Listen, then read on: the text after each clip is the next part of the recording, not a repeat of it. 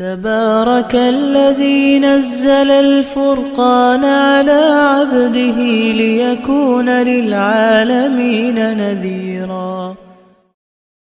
ایک صاحب نے کہا کیا حوریں جن کا وعدہ مومنین سے کیا گیا ہے، عورتیں جیسا کہ ہم قرآن میں ترجمے سنتے ہیں، اگر مردوں کے لیے انعام ہے تو عورتوں کے لیے ایسا انعام کیوں نہیں؟ تو اس کا جواب یہ کہ قرآن مجید کا پورا ترجمہ پڑھیے۔ آپ حوروں پہ رک گئے، وہ حوریں جہاں نظر آئیں وہاں رک گئے، لکھا ہوا حوریں آئیں وہاں رک گئے، آگے مطالعہ ہی نہیں کیا۔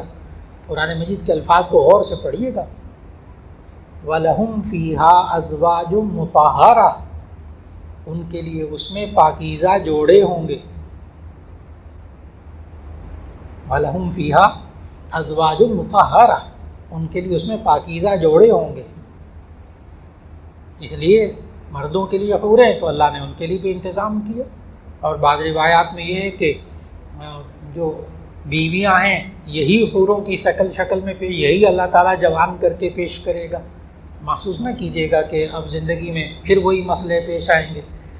تو اس کا جواب ذہن میں رکھ لیجیے گا کہ یہاں لاہور میں بھی ایک بزرگ تھے، بلکہ ہیں موجود ابھی زندہ ہیں، تو بہت بڑے ایک آفیسر ہیں یہاں عہدے پر، ان کی بیوی کا انتقال ہو گیا۔ اب جب انتقال ہو گیا تو ان حضرت نے دعا کروائی، تو یا اللہ ان دونوں کو جیسا دنیا میں اکٹھا کیا آخرت میں بھی اکٹھا کر دے۔ تو دعا کر کے وہ فارغ ہوئے، تو وہ جو بہت بڑے عہدے پہ صاحب تھے وہ مولانا صاحب کے پاس آ گئے، مولانا بھی بہت بڑے بزرگ، تو وہ آگے کہیں مولانا یہ آپ نے کیا دعا کرائی ہے؟ بڑی مشکل سے جان چھوٹی۔ پھر مولانا نے اس کو بٹھا لیا، بٹھا کے پھر حدیث سنائی، سورۃ الواقعہ کی آیت سنائی کہ اللہ تعالیٰ وہاں تمام عیبوں سے پاک کر کے، جوان کر کے، خوبصورت کر کے پھر اللہ یہ جو ہے وہ جوڑے بنائے گا۔